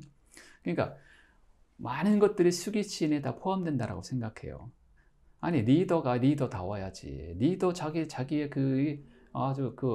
자기 몸가짐도 잘 못하는 리더가 어떻게 나와서 큰 정치를 한다, 아니면 사람들 통치를 한다, 아니면 회사에서 정말 리더 역할을 한다. 어찌 보면 좀 부끄러운 이야기이긴 한데 그게 사실은 지켜지기가 너무 어려운 거잖아요, 현실적으로 보면. 그러니까 이제 종교는 아니겠지만 이 유교에서도 논어에서도 계속 그거를 사람들에게 이제 가리키는 거죠. 수기치인이다, 사실은. 내가 먼저 서야 된다. 내가 먼저 서야, 내가 먼저 수양이 돼야. 그래야지 이제 다른 사람도. 그러니까 조금 말씀하신 것처럼 자기 컨트롤하는 거죠. 자기 컨트롤을 어떻게 하면 좀 잘할 수 있을까. 이제 그런 것들이 배움이라든가 혹은 뭐 다른 그 어지린자라든가 용서의 서라든가 자꾸 이런 걸 이제 이야기를 하는 게 아닌가 이렇게 볼 수 있습니다. 자녀 교육에 대해서도 굉장히 큰 역할을 해줄 수 있는 내용들이 많이 들어있다고 생각하는데 좀 어떤 조언 좀 해주실 수 있을까요? 만약에 지금 저희가 조선시대에 살고 있다라고 하면 이거는 하나 문제가 안 되는 거잖아요. 그죠? 그렇죠. 조선은 유교의 나라니까. 근데 지금은 이제 현재는 우리가 뭐 유교 이런 건 아니잖아요. 그러니까 서양 시스템에 의해서 사실은 지금 저희가 이렇게 살고 있는 건데, 그러니까 사실 지금 이렇게 예전에 공자가 얘기했던 이런 이야기들을 사실 이야기하기가 지금 말씀하신 것처럼 굉장히 어려울 것 같아요. 저도 어려워요, 사실은요. 그래서 방법이라고 보기는 어렵지만 이런 거죠. 우선 어른들이 전 책을 보셔야 된다라고 생각해요. 부모들이 논어를 뭐 읽든 아니면 좋은 인문학서적 고전들이 많잖아요. 고전들을 부모들이 좀 읽어야 그 아이들이 그 콩나물 자라듯이 사실은 그 일상의 어떤 느낌이나 언어에서 아이들한테 가는 거지. 10살 먹은 아이를 앉혀놓고 야 하기 실습지 불용료로 해라 이렇게 해봐야 그건 아무 소용없는 거잖아요. 그건 아무 소용 없다라고 생각해요. 그래서 될 만한, 예를 들어서 10살이 어려우면 될 만한 나이 정도 됐을 때 하기 실습지를 해야지, 이게 아무리 좋아도 걔한테 갖다 놓으면 너무 어려운 얘기고. 그러니까 조선시대 때 어떻게 했냐면요, 소학이라는 거 있어요. 소학. 이제 대학 말고 소학. 소학에서 가장 중요시하는 게 뭐냐면 이런 거예요. 아침에 일어나서 마당 쓰는 거, 아침에 일어나서 유리창 청소하는 거, 손님이 왔을 때 인사하는 거, 손님이 갈 때 인사하는 거, 이런 거 골라요. 소학에서 가리키는 기본이. 그러니까 옛날에는 사실 아이들 앉혀놓고 그렇게 가르쳤다는 거예요. 아침에 일어나서 청소해라. 그러면 청소하기 싫죠. 아기들이 무슨 청소하기가 좋겠어요. 하지만 어른들이 반복적으로 시키면 얘들이 이제 그 체득이 되는 거죠. 습이 되는 거죠. 이래서 공손해지고 부지런해지고. 근데 이렇게 이제 배우는 건데 결국은 요즘에도 결국은 아이들 교육을 잘 시키려면 어른이 해야지요. 어른이 청소하는 법 가르쳐주고 청소하는 거 얘기해주고 청소를 실제로 하고. 어른은 TV 보는 것도 애들만 TV 못 보게 하지 말고 어른도 사실은 보지 말아야죠. 시간 정해놓고 보셔야죠. 진짜 교육을 하신다라고 하면. 나는 옆으로 가면서 바로 가라 이 말 있잖아요. 논어뿐만 아니라 전체적으로 접근 어렵다라고 생각을 하고요. 그래서 조금이라도 좀 이 인문학이나 이 고전에 대해서 좀 이 학습이 된다라고 하면 저는 가장 좋은 방법은 일단 부모들이, 어른들이 먼저 책을 보셔야 된다 라고 생각해요. 그러면 방법은 그 속에 있을 것이다 라고 생각해요. 네, 맞습니다. 결국 말이 아니라 사람은 행동으로 배우는 것 같아요. 그러니까요. 네. 특히 애들은 더 그렇고. 네, 다른 영상을 보니까 그 논어를 통해서 삶을 바꾼 위인들에 대한 그 이야기를 해주셨던 게 기억이 납니다. 네, 좀 좋은 예시들이 좀 있을지 네, 좀 궁금하고요. 그 이분들이 이제 뭐 위인일지는 모르겠는데 일단 그 모델이 되는 사람들은 꽤 있어요. 누구냐면 이제 근대로 보면 아까 제가 이제 정주영 회장님도 말씀드렸잖아요. 정주영 회장님도 그분이 말씀하신 말씀하신 걸 보면 한 10세에서 한 14세까지인가 한학을 공부하셔갖고 사서를 공부를 하셨다고 하시더라고요. 그럼 사서 속에는 논어가 들어가는 거잖아요. 그분이 뭐 이렇게 뭐 학문적으로는 뭐 이렇게 아니 학력은 좀 딸린다 치더라도 절대로 이 삶에 있어서는 딸리지 않걸라요. 한 4년 정도 충분히 공부를 하셨으니까. 그래서 본인이 말씀하시는 것도 나는 뭐 사서 정도 공부했으니까 세상의 흐름에 대해서 많이 알고 있다 내가, 이렇게 말씀을 하시더라고요. 그래서 아마 예를 들어서 해봤어? 이 말도 우리말로 해봤어 말을 했지만 아까 말씀드린 것처럼 불알 여지하 여지하자 어말 여지하 야이 여지하를 말씀하신 게 아닌가 이런 생각도 들기도 하고요.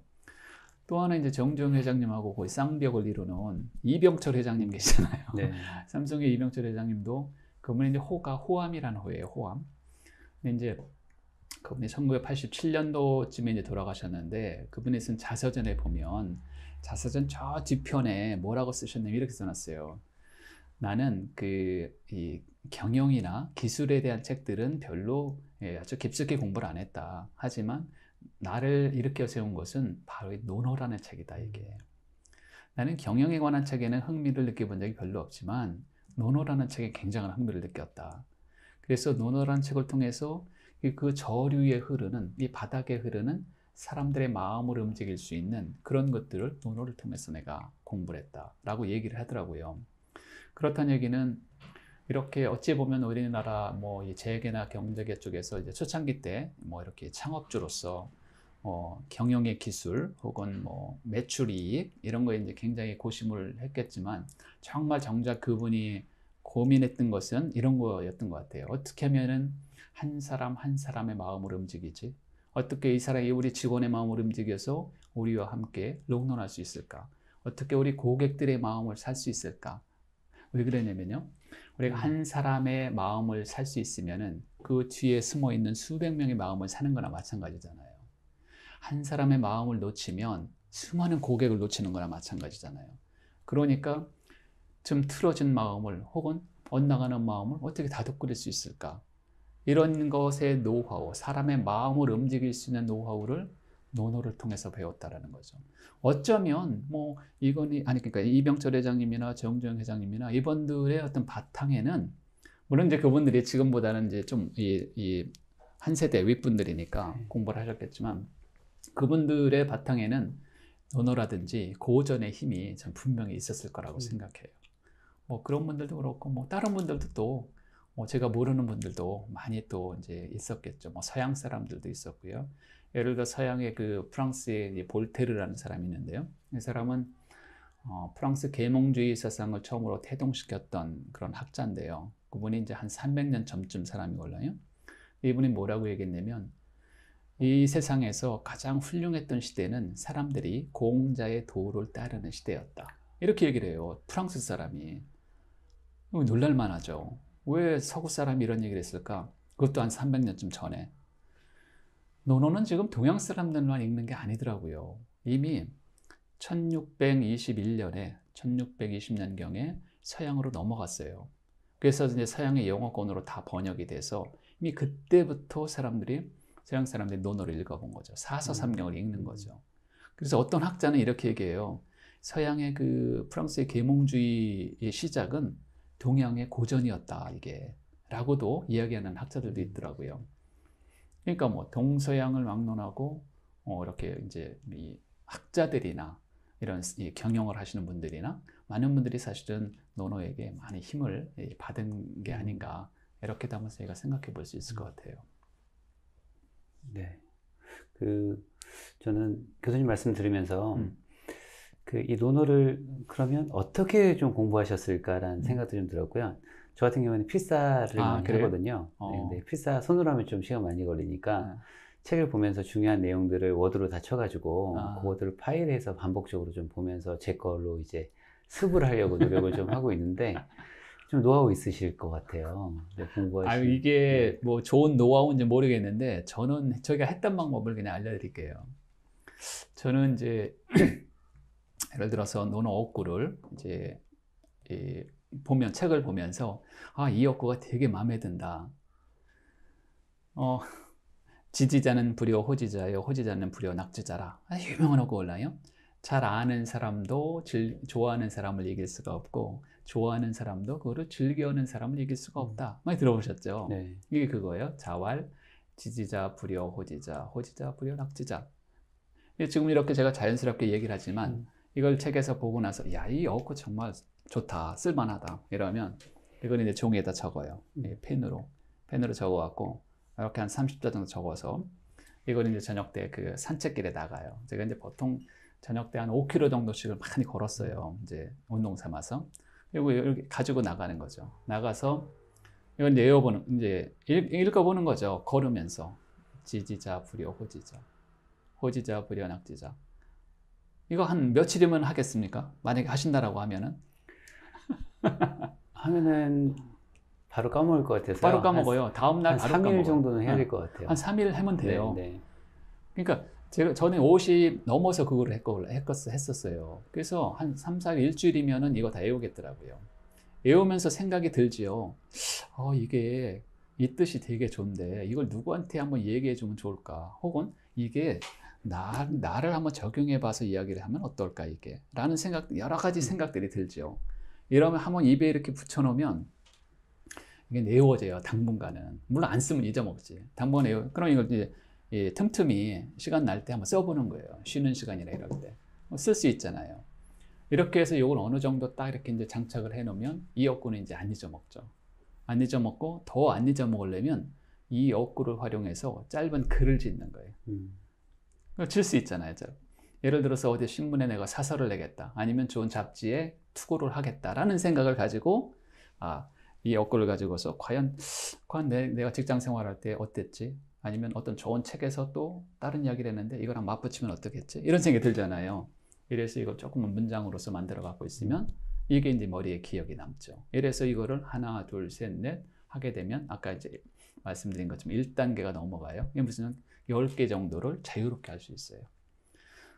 근데 이게 좋은 얘기가 뭐냐면 논어는 몇 글자인지 아세요? 모르겠습니다. 논어는 문장으로 얘기하면 500문장이고요. 글자 수로 얘기하면 15,690자예요. 15,690자인데요. 굉장히 어려울 것 같죠. 15,000자가 되니까. 하지만 논어에 쓰이는 한자, 각기 다른 한자를 다 이렇게 따져보면 아무리 많아도 1,500자를 안 넘는다는 거예요, 이게. 그러니까 새로운 한자는 아무리 제일 어려운 글자도 1500자 안에 든다는 거죠. 그러니까 노노에는 반복적인 글자가 너무 많아요. 그러니까 한문을 안 배웠다 치더라도 그 조금 아까 말씀드렸던 지지자, 불효, 후지자, 후지자, 불효, 낙지자 이 글자 속에요 각기 다른 글자가 몇 개 안 돼요. 다 반복이에요. 어렵지 않아요. 그러니까 한문을 안 배웠어도 이 글자만 좀 어느 정도 알면 외울 수 있는 거죠. 자, 이렇게 되다 보니까 이게 이제 늘어나는 거죠. 늘어나고 그러면 재미있고 그래서 이제 논어가 익숙해지고 그러다 보면 이제 금방 책도 쓸 수 있어요. 누구나 다. 네. 저는 논어를 이제 재미 삼아서 이렇게 여러 번 해봤는데 처음부터 끝까지를 다 써봤어요. 한문으로. 그래서 제가 논어가 몇 글자인지 지금 아는 거예요. 정확하게 제가 다 쉬어봤걸라요. 어렵죠. 그 15,000자를 다 어떻게 제가 쉬었을까요, 그거를? 엑셀로 정리하셨을 것 같습니다. 아니, 다 손으로 썼다니까, 만년필로. 네. 어떻게 썼냐면 원고지에다가 썼어요. 원고지에다가 써보니까 200자씩 탁탁 나오잖아요. 그러니까 뭐 한 880장 정도 되니까 다 나오더라고요, 숫자가. 그래서 이제 그 정도 이제 원고지에다 다 써보는 거죠. 쓰다 보니까 지금도 사실은 모르는 글자가 있어요, 거기에. 하지만 뜻은 대략 알죠.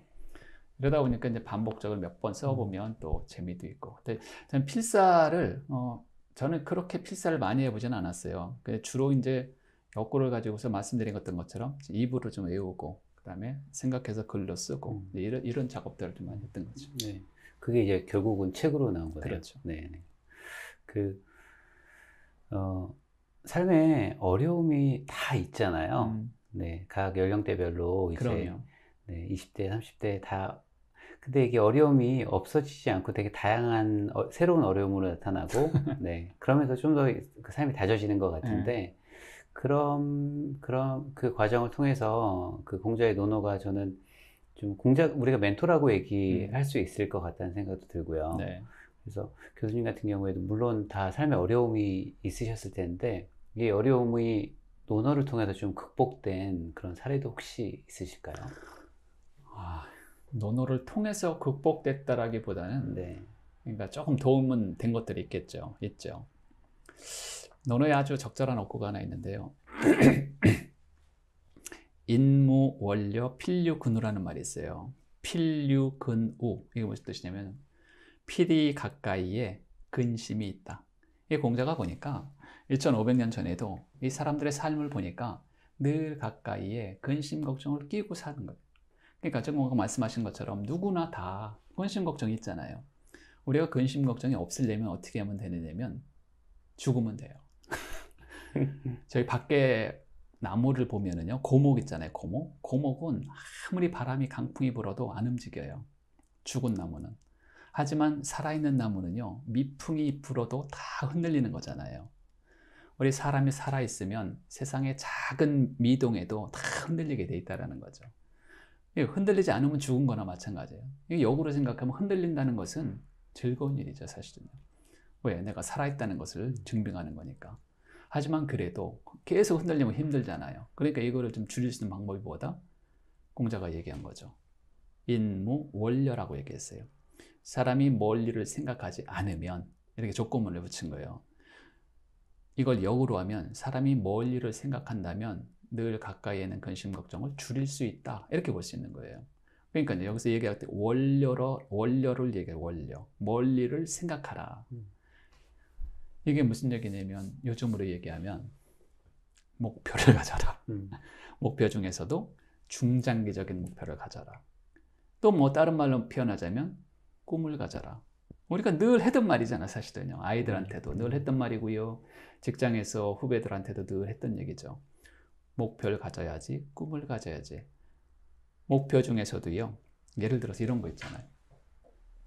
그 목표가 간절할수록, 그 목표가 분명할수록 현실로 다가오는 여러 가지 근심 걱정들을 뛰어넘을 수 있다는 거죠. 그러니 여러 가지 근심 걱정이 계속 발생을 하긴 해요. 하지만 그럴수록 좀 더 중장기적으로 멀리를 봐라. 멀리를 보면 가깝게 있는 것들은 좀 뛰어넘을 수 있다. 예를 들어서 이런 거죠. 내 목표가 그렇게 큰 목표가 아니더라도요. 아주 간절하다면 내가 그것을 생각하면은 왠지 가슴이 정말 이렇게 쓰려오고요. 조금 깊숙이 생각하면 눈물이 흐를 만큼 간절한 목표를 갖고 있다라고 하면 아침에 일어나는 게 쉽게 일어날 수 있겠다라는 거죠. 내가 좀 낮에 힘들게 일해도 그렇지, 우리 아이 때문에, 내가 누구 때문에, 이렇게 예를 들어서 그 꿈 때문에 라고 한다라고 하면 원료는 굉장히 소중한 거라고 생각이 되는 거죠. 사람이 살아나가는 어떤 힘이라고 볼 수도 있는 거예요. 희망이라고 볼 수도 있는 거잖아요. 그러니까 그것을 누가 준다라기보다는 내가 일단 인무원료 필요구나. 왜 인간의 삶이라고 하는 것은 힘들게 돼 있는데 이거를 좀 극복할 수 있는 게 2500년 전부터 얘기한 게 원료다 이게. 그러니 나도 그걸 한번 따라서 한번 해보자. 나는 평소에 예를 들어서 목표를 별로 이렇게 생각하지 않았다라고 하면 오케이.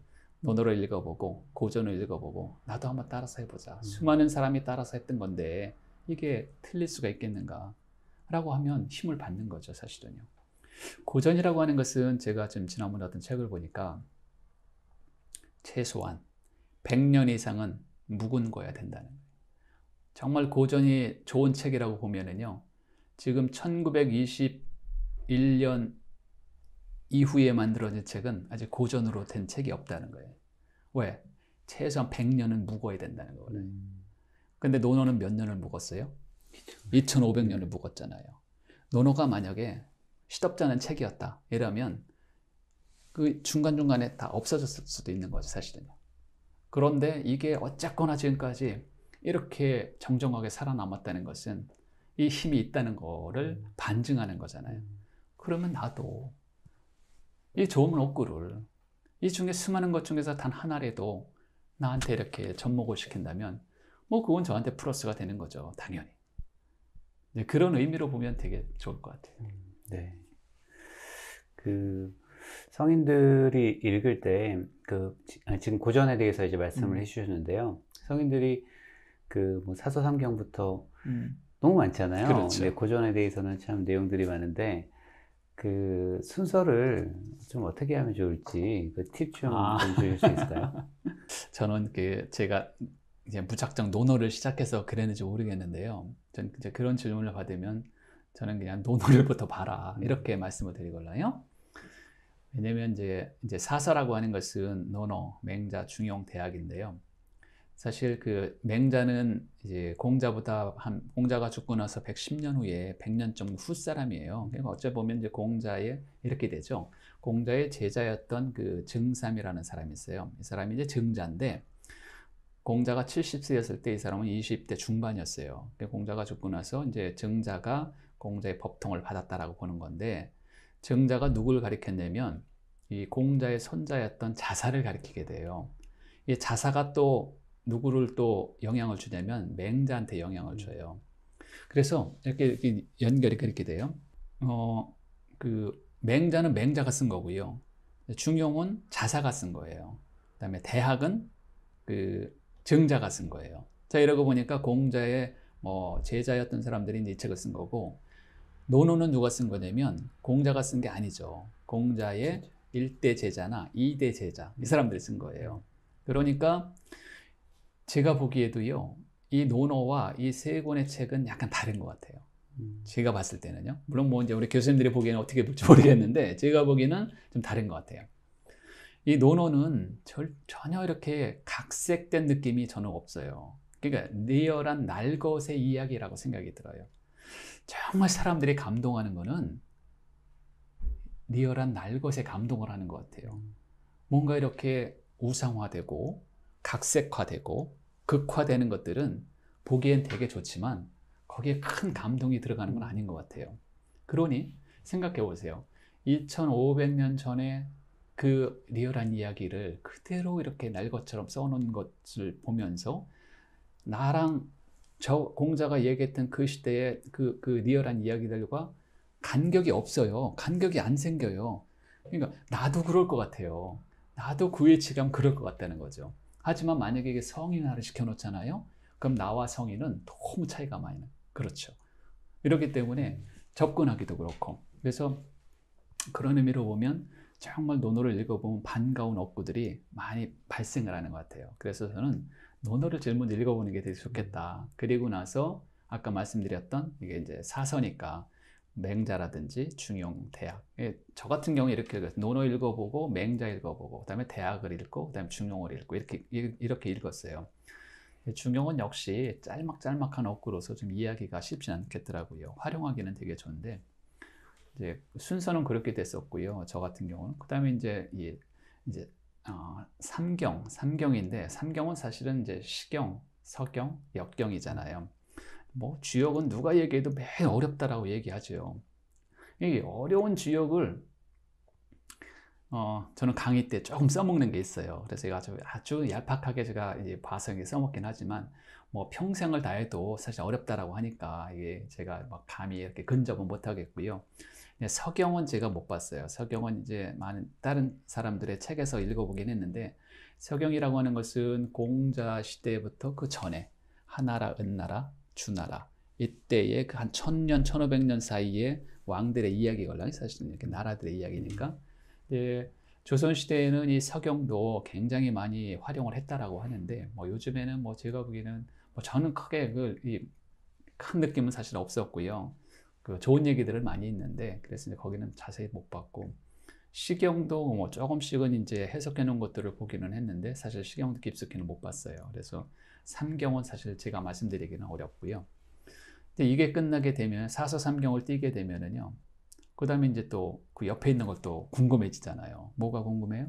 노자, 장자 궁금해지잖아요. 유교만 있는 게 아니잖아요. 공자가 죽고 나서 바로 누가 태어났냐면 묵자가 태어났어요. 겸해세상을 했던. 이 묵자의 시대가 지나고 나서 맹자가 나오게 되는 거 몰라요? 잘못했으면 맹자가 안 나타났으면 공자의 사상이 없어질 수도 있었어요. 사실 제가 봐서는 묵자가 아주 되게 강성했었걸라요 그때. 그러니까 묵자가 얘기했던 겸해세상도 공부해 볼 만하죠. 그다음에 이제 전략을 좋아하시는 사람들은 뭐 저기 그 손자병법 이런 것들도 괜찮고 그다음에 이제 또 유명한 사람 중에 한 명이 누구냐면 순자예요. 순자 들어보셨죠? 순자. 네. 순자가 맹자와 이렇게 이 좌웅을 겨룰 수 있는 그런 사람이고요. 맹자가 이제 성선설을 주장을 했으면 순자는 성악설을 주장을 했잖아요. 그러니까 이제 성악설을 주장을 했기 때문에 사실은 좀 이렇게 이 본류로서 취급을 못 받은 거예요. 당분간 순자는. 그러니까 맹자는 이제 본류로서 취급을 받아서 맹자 후에 나중에 송나라 때 주자가 나와서 이렇게 법통이 이어지게 된 거고요. 순자는 이제 순자로부터 밑에 제자가 하나 있었는데 이 제자에서 끝나버렸어요. 제자가 누구냐면 한비자예요. 한나라 때 비자. 법과 사상을 만들었던. 그러다가 나중에 이제 지금 순자가 되게 지금 부각을 나타내고 있죠. 근데 순자도 되게 그 아주 냉철하고 명철한 학자라고 저는 생각해요. 순자가 쓴 순자라는 책을 읽어보면 되게 재밌더라고요. 그 책들이. 그러니까 이제 순자도 봐야 되지, 한비자 법가도 봐야 되지. 그다음에 좀 더 내려와서 이제 한나라 때 사마천의 사기. 대단한 책이라고 생각해요. 우리 이제 학교 다닐 때 선생님들이 하셨던 말씀의 대다수는 사마천의 사기에 나오는 얘기. 옛날 얘기 재밌는 얘기 있죠? 거의 다 사마천의 사기에 나온 얘기다라고 생각하면은 틀림이 없는 것 같더라고요. 사마천의 사기 이야기의 보고죠. 이렇게 보고 이제 그 나중에 또 이제 서양으로 넘어가서 서양 학문을 좀 공부를 한다든지 철학도 서양에 많잖아요. 이렇게 되면은 이제 어느 정도 다 되지 않을까 이렇게 생각이. 저는 그 중에서 아주 일부만 지금 공부하고 있다 이렇게 생각해 보시면 돼요. 네, 삶이 되게 즐거우실 것 같다는 생각 들었어요. 네, 이 배움이라는 게 정말 배움을 즐겁게 네. 공부하시고 그것들을 또 이렇게 쉽게 또 설명해 주시고 네, 그런 또 업에 계시니까 삶이 좀 즐거울 수밖에 없겠다라는 생각 같이 이제 해봤습니다. 네. 그러니까 하기 실습지 불영녀로 네. 배우고 때때로 익히면 이 또한 즐겁지 아니한가 라는 논어의 첫 번째 어구가 정말 많은 분들한테 이게 의미부여가 될 것 같아요. 사실은. 그러니까 전문적으로 공부를 하던 아니면 여러 가지 다양하게 공부를 하던 아니면 첨단 산업을 공부를 하던 아니면 저처럼 고전을 조금 이렇게 좀 보시든 어떤 일을 하든지 간에 배운 것을 갖고 또 익히고 또 많은 사람들한테 혹시 이렇게 좀 영향도 좀 긍정적인 영향을 주고 이렇게 삶을 살면은 그런 사람들은 공자가 얘기했던 즐거움, 기쁨의 어떤 원천 이러니 노노의 첫 번째 욕구를 가지고 전 노노 500억구를 다 포함하고 있다 이렇게 생각이 들더라고요. 네. 첫 번째 욕구만 공부하시면 돼요. 네, 알겠습니다. 꼭 적어보겠습니다. 네. 오늘 너무 좋은 말씀 감사하고요. 네. 독자분들께 또 전하고 싶은 메시지 마지막에 혹시 있으시면 네, 말씀. 이제 50대 타겟으로 제가 했으니까 이제 50대쯤 되면은 이렇게 인문학이라든지 고전이라든지 이런 쪽에 조금 이렇게 좀 손을 뻗쳐 보시는 것도 좋을 것 같아요. 왜 그러냐면 도대체 인문학이라는 게 뭐냐라고 했을 때 저는 이렇게 생각하거든요. 자동차가 고장나면 카센터를 가잖아요.